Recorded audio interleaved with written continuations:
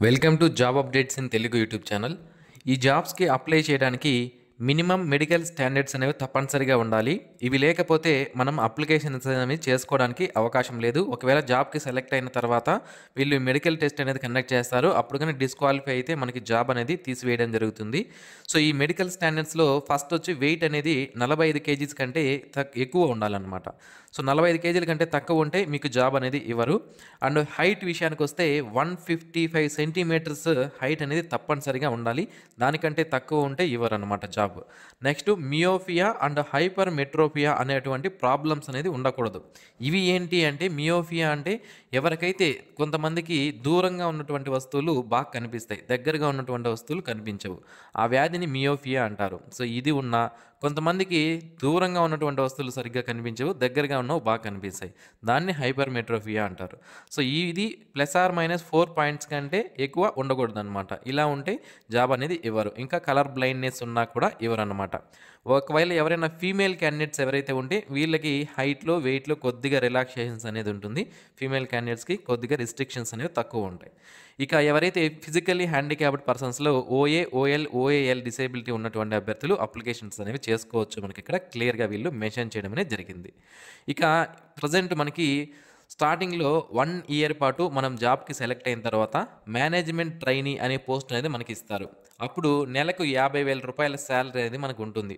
Once ఈ 1 year training అనేది complete అయిపోయిన తర్వాత మనకి అసిస్టెంట్ మేనేజర్ E1 గ్రేడ్ అనే జాబ్ అనేది ఇవ్వడం జరుగుతుంది. సో అప్పుడు మన యొక్క బేసిక్ పే మాత్రమే 60,000 రూపాయలుగా ఉంటుంది. దీనికి ఇతర అలవెన్సెస్ అన్నీ కూడా కలుపుకుంటే నెలకు 1,40,000కు పైగా శాలరీ అనేది రావడం జరుగుతుందన్నమాట. అది ఎలా అంటే ఇక్కడ చూడవచ్చు మీరు అప్రాక్సిమేట్గా సిటీసీ పర్ యానం ఒక వ్యక్తి పైన ఎంత ఖర్చు చేస్తున్నారు అంటే 16 నుంచి 17 లక్షలు ఖర్చు చేయడం అనేది జరుగుతుంది. సో దీన్ని బట్టి మనకి ఈ బేసిక్ పేతో పాటుగా DNS allowance, house rent allowance, transport allowance, leave encashment ఇలాంటి కంపెనీ నుంచి వచ్చేటువంటి వేరియస్ అలవెన్స్ అన్నీ కూడా కలుపుకొని మనకి 1,40,000కు పైగా శాలరీ స్టార్టింగ్లో మనకి రావడం జరుగుతుందన్నమాట. ఇక ఎవరైతే ప్లేస్మెంట్ ఎక్కడ ఉంటుంది జాబ్కి సెలెక్ట్ అయిన తర్వాత అనే డౌట్ అనేది మీకు ఉంటుంది కదా. సో అది కూడా చెప్తాను. సో దానికంటే ముందు మనకి ఇక్కడ ఎక్కడ పోస్టింగ్ ఇచ్చిన తర్వాత మనకి ఫ్యూచర్లో ఎక్కడికైనా ట్రాన్స్ఫర్స్ చేసుకోవచ్చా అనే డౌట్ అనేది ఉంటుంది. తప్పనిసరిగా ట్రాన్స్ఫర్స్ అనేవి కూడా మనకు ఉంటాయండి. ఎందుకంటే ఇక్కడ మనకి క్లియర్గా మెన్షన్ చేశారు చూడండి. ఇనీషియల్గా ఇక్కడ మనకి ఎక్కడ పోస్టింగ్ వచ్చినా కూడా 4 ఇయర్స్ పాటు అక్కడ కంటిన్యూస్గా వర్క్ చేయాల్సి ఉంటుంది. దాని తర్వాత మనము ట్రాన్స్ఫర్స్ అనేవి చేసుకోవచ్చు.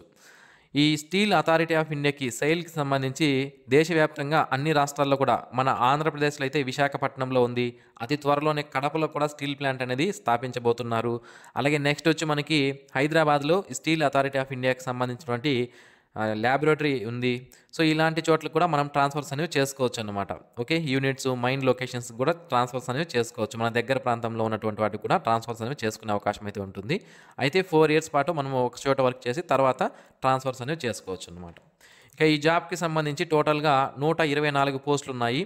Unreserved 35, OBC non creamy layer 31, SC కేటగిరీకి సంబంధించి 22, ఎస్టీ కేటగిరీకి సంబంధించి 18, ఎకనామిక్లీ వీకర్ సెక్షన్కి సంబంధించి 18 పోస్టులు మనకి ఇచ్చారు.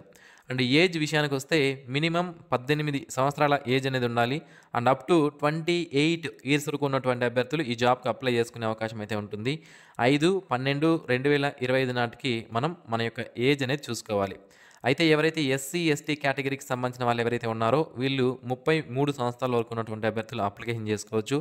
ఓబీసీకి సంబంధించిన వాళ్ళైతే 31 సంవత్సరం వరకు ఉన్న వాళ్ళు అప్లై చేసుకోవచ్చు. పర్సన్ విత్ డిజేబిలిటీ క్యాండిడేట్స్ అయితే 38 సంవత్సరాలు అండ్ ఏజ్ వాళ్ళ యొక్క క్యాస్ట్ను బట్టి ఏజ్ అనేది మారడం జరుగుతుంది. డిపార్ట్మెంటల్ క్యాండిడేట్స్ అయితే 45 సంవత్సరాల వరకు ఉన్నటువంటి అభ్యర్థులు అప్లికేషన్ చేసుకునే అవకాశం అయితే ఉంటుందన్నమాట. ఇక ఈ జాబ్స్కి సంబంధించి అప్లికెంట్ ఫీజు విషయానికి వస్తే ₹1,035 అప్లికేషన్ ఫీజు, ₹1,050 అప్లికేషన్ ఫీజు అనేది general, OBC, non creamy layer, economically weaker section వాళ్ళు పే చేయాల్సి ఉంటుంది. SC ST, person with disability, ex servicemen, departmental candidates ఎవరైతే ఉన్నారో వీళ్ళు ₹300 అప్లికేషన్ ఫీజు అనేది పే చేయాల్సి ఉంటుంది. ఆన్లైన్ మోడ్లోనే అప్లికేషన్ ఫీజు అనేది పే చేయొచ్చు. అది నేను మీకు క్లియర్గా చెప్తాను. సో మొత్తం ఇక్కడ మనకి డిసిప్లైన్ వైజ్గా ఎన్ని వేకెన్సీ ఉన్నాయనేది మనం చూద్దాం. సో ఇక్కడ మనకి కెమికల్ 5 ఉన్నాయి, civil 14, computer 4, electrical 44, instrumentation 7, mechanical 30, మెటలర్జీకి సంబంధించి 20 పోస్టులు మనకి ఇవ్వడం జరిగింది. ఇక్కడ క్వాలిఫికేషన్స్ ఏముంటాయంటే ఇంజినీరింగ్ డిగ్రీ అనేది కంప్లీట్ చేసుండాలి.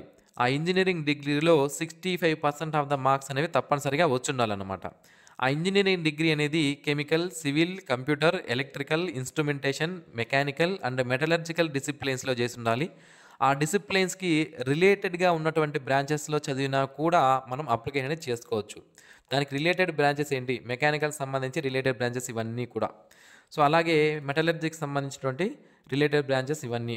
ఎలక్ట్రికల్ సంబంధించి ఇవి. ఈ విధంగా మనం చూసుకొని అప్లికేషన్ అనేది చేసుకోవాల్సి ఉంటుంది. సో, అయితే 65% ఆఫ్ ద మార్క్స్ అన్నాం గదా! ఎవరైతే SC, ST, person with disability, departmental candidates ఎవరైతే ఉన్నారో వీళ్ళకి 55% మార్క్స్ వచ్చినా కూడా అప్లికేషన్ అనేది చేసుకోవచ్చు. మిగిలిన వాళ్ళందరికీ 65% మార్క్స్ అనేవి యావరేజ్‌గా ఆల్ సెమిస్టర్స్‌లో కలిపి మనకి వచ్చుండాలన్నమాట. ఇక ఈ జాబ్స్‌కి సంబంధించి సెలక్షన్ ప్రొసీజర్ విషయానికొస్తే మనకి online examination, group discussion and interview ఈ 3 స్టేజ్‌ల్లో సెలక్షన్ అనేది చేస్తారు.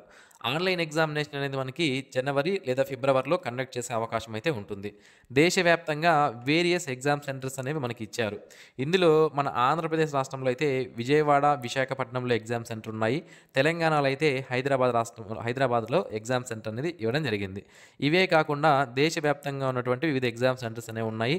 మీకు ఏది దగ్గర అనిపిస్తే అక్కడ ఎగ్జామ్ సెంటర్ అనేది మీరు చూస్ చేసుకొని అక్కడ ఎగ్జామినేషన్‌కి అటెండ్ అయ్యే అవకాశం అయితే ఉంటుంది. ఇక ఈ ఎగ్జామినేషన్ అనేది 200 మార్కులకి కండక్ట్ చేస్తారు. ఇందులో డొమైన్ నాలెడ్జ్ టెస్ట్ అనేది 100 మార్కులకి కండక్ట్ చేయడం జరుగుతుంది. దీనికి 40 నిమిషాల టైం అనేది ఉంటుంది. నెక్స్ట్ యాప్టిట్యూడ్ టెస్ట్ అనేది కండక్ట్ చేస్తారు. ఇది కూడా 100 మార్కులకు ఉంటుంది. 80 నిమిషాల టైం అనేది దీనికి ఉంటుంది. ఇందులో ఈ సెగ్మెంట్‌లో మనకి ఇది డొమైన్ నాలెడ్జ్ టెస్ట్ అంటే మనం ఇంజినీరింగ్ ఏదైతే కంప్లీట్ చేశామో దాని నుంచి క్వెషన్స్ అనేవి ఉంటాయి. అండ్ ఇది యాప్టిట్యూడ్ టెస్ట్‌కి సంబంధించి quantitative aptitude, English language, reasoning, general awareness నుంచి క్వెషన్స్ అనేవి రావడం జరుగుతుంది. ఈచ్ సెక్షన్ నుంచి 25 మార్కులకి ఈ క్వెషన్స్ అనేవి వస్తాయి. దీని తర్వాత గ్రూప్ డిస్కషన్‌కి పంపిస్తారు. ఆ గ్రూప్ డిస్కషన్ కంప్లీట్ అయిన తర్వాత ఇంటర్వ్యూకి 1:3 రేషియోలో ఒక పోస్ట్‌కి ముగ్గురిని పంపించడం జరుగుతుంది. మరి ఫైనల్ సెలక్షన్ అనేది ఏ విధంగా చేస్తారు? ఫైనల్ సెలక్షన్ అనేది ఏ విధంగా చేస్తారంటే online examination, group discussion and interview మూడిట్లో వచ్చిన మార్కుల్ని పరిగణలోకి తీసుకుంటారు. వెయిటేజ్ అనేది ఏ విధంగా ఇస్తారు అంటే మనకి కంప్యూటర్ బేస్డ్ టెస్ట్ సీబీటీకి 75% ఇవ్వడం జరుగుతుంది. గ్రూప్ డిస్కషన్‌కి 10% ఇస్తారు. అండ్ ఇంటర్వ్యూకి 15% ఇస్తారు. ఈ విధంగా టోటల్ 100%కి మనకి సెలక్షన్ అనేది చేయడం జరుగుతుంది. ఈచ్ అండ్ ఎవ్రీ స్టేజ్‌ని కూడా మనకి సెలక్షన్‌కి తీసుకోవడం జరుగుతుందనమాట. సో, మనకి క్లియర్‌గా నేను స్టార్టింగ్‌లో మెన్షన్ చేయడం జరిగింది. మేనేజ్మెంట్ ట్రైనీగా 1 ఇయర్ వర్క్ చేసిన తర్వాత మనల్ని జాబ్ అనేది రెగ్యులరైజ్ చేస్తారు. నేను ఈ డీటెయిల్స్ అనేది స్టార్టింగ్‌లోనే చెప్పాను. ఇక అప్లికెంట్ ఫీజు కూడా తెలియజేయడం జరిగింది. సో, ఇప్పుడు ఎవరైతే ఇంట్రెస్టెడ్ క్యాండిడేట్స్ ఎవరైతే ఉన్నారో మీరు ఈ జాబ్స్‌కి ఎలిజిబుల్ అయ్యుంటే మీరు అప్లికేషన్ అనేది చేసుకోవచ్చు. ఈరోజు 13/11/2025 డేటు మనకి ఆన్‌లైన్ అప్లికేషన్ అనేవి 15/11/2025 నుంచి స్టార్ట్ అవ్వడం జరుగుతుంది.